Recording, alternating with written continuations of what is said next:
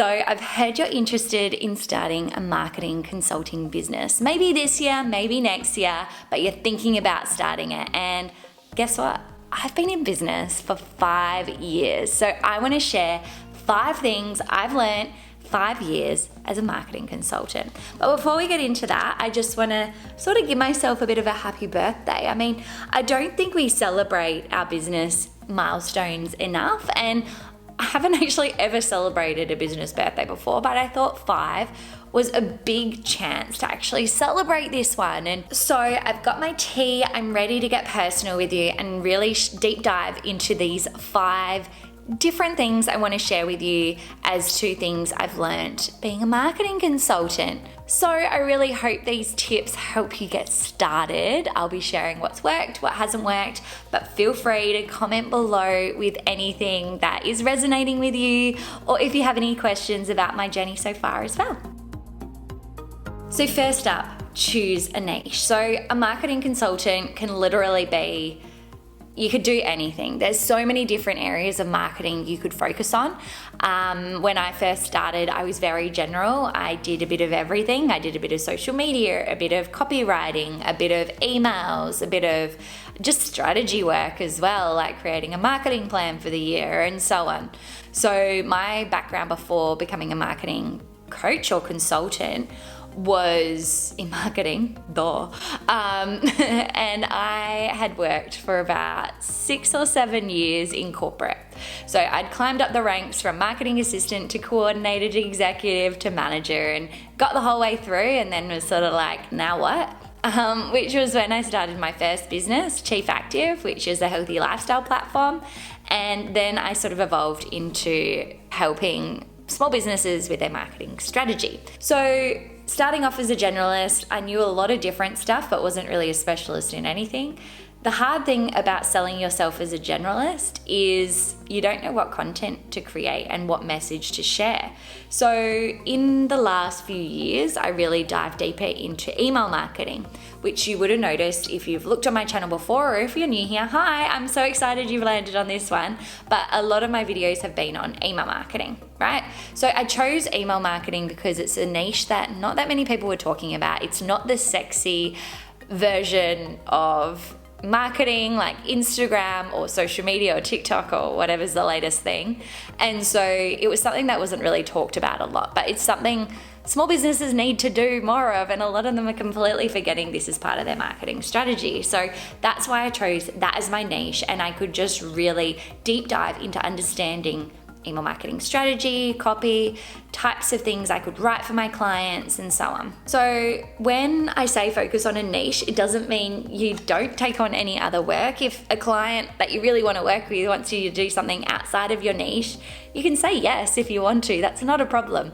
It's more about what you are sharing online, whether it be on your website or in your social media, so you can build this expert status. And then if someone asks for something else and you want to do it, do it. Tip number 2 is to create a hero content channel. So that's what YouTube is for me. So when I'm saying hero content, it's long form content, and ideally something you can own. Obviously, YouTube isn't something I can own. I can't determine where my videos get sent, who sees them. There is still an algorithm at play, but it is giving me the opportunity to be found by new people.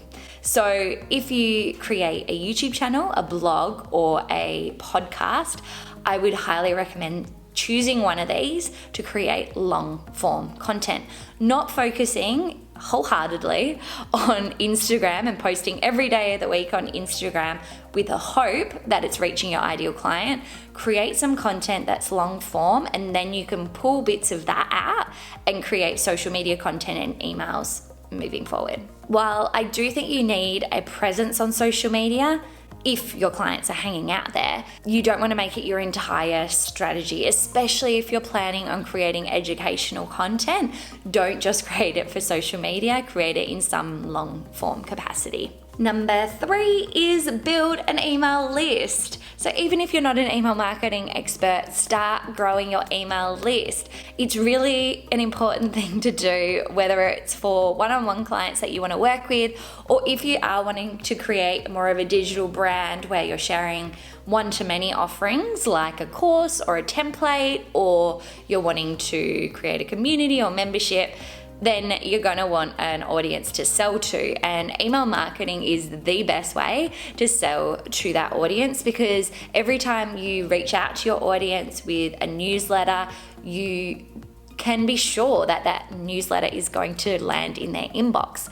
Unlike platforms like social media where it's not the case. Only a very, very small percent of your followers actually see the content that you're posting. So all you need to do is create an epic lead magnet and then get your ideal client to download that lead magnet so they can be on your list. It's a really, really simple strategy, and it's something you can whip up in, a few hours and get started. So I do have a video which shares 7 steps to creating your first lead magnet. So go and watch that one after this video if you're wanting to dive into creating that email marketing strategy for your business. Again, keep it super simple. Just create one lead magnet that is in relation to whatever niche you've chosen, and then promote that to your audience and get them to sign up to your list that way. Number 4 is sell a digital product.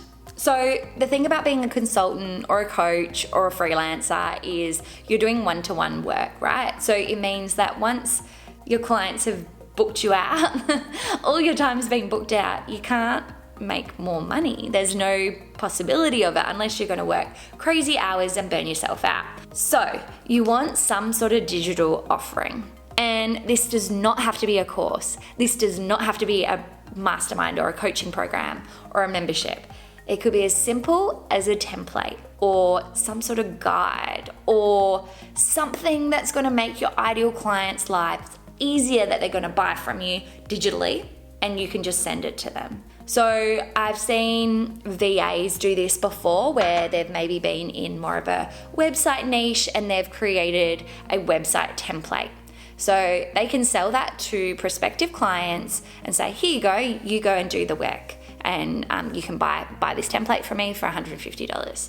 Or they can use that template, sell it to the client, and then do the work for them. But they've taken a really big chunk of the hard work out of their process, but they're still selling it as well, if that makes sense. So they're still making money from that template, but they're also getting some extra money to actually put it into practice on that person's site. One of my favorite things about digital products, though, is that there's something that you can direct a inquiry to if someone can't afford you or you don't have capacity at the moment, and it may be a really good win for them to be able to buy into that template or something that you can sell onto them. And number 5 is to invest in learning. It's so important to keep learning as a marketing consultant or freelancer or coach or whatever you've decided to call yourself, because the landscape is ever changing, it's ever evolving. There's so many different ideas and opinions and frameworks and different ways you can be doing things. I find by giving myself the space, not only mentally but financially,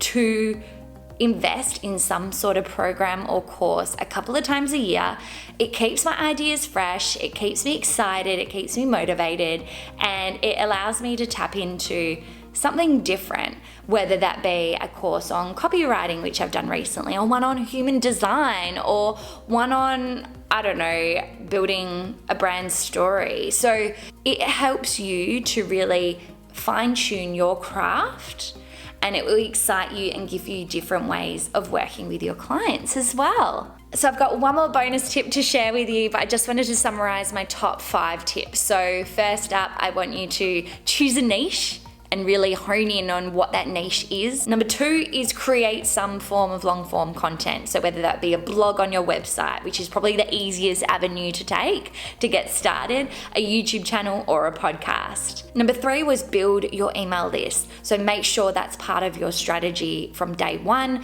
Create that lead magnet and start getting people onto your list. Number 4 is to sell a digital product, whatever that looks like for you. If it is a course or a membership, or a masterclass or a workshop, great. If it's a template or a guide or an ebook, awesome. Whatever it is, start creating something that you can sell to prospective clients that can't afford you, or maybe that you can use as part of your process with them to help reduce the amount of hours required for each client. And number 5 is to invest in your own personal development, because this is a competitive space.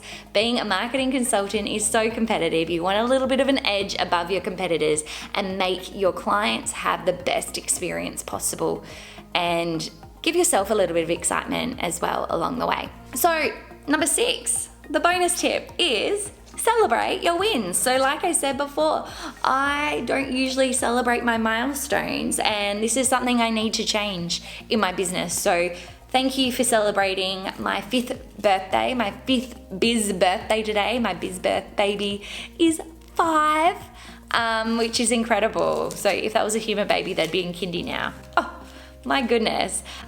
So I hope you love this video. I hope it's excited you about becoming a marketing consultant this year, next year, whenever that might be. Feel free to drop any questions below, because I'd love to help answer them for you. I'd love to point you in the right direction or support you in any way you need. If you're new here, don't forget to subscribe, because I release digital marketing videos all the time. So you're going to have lots of content here to refer back to. Again, investing in your learning. But I recommend going and watching my video which shares my business plan for 2022. That will give you some insider tips and tricks as to what I've got planned and how I structure my business. So I hope you love that one. I'll see you back here next week with another video I know you're gonna love. So until then, bye for now.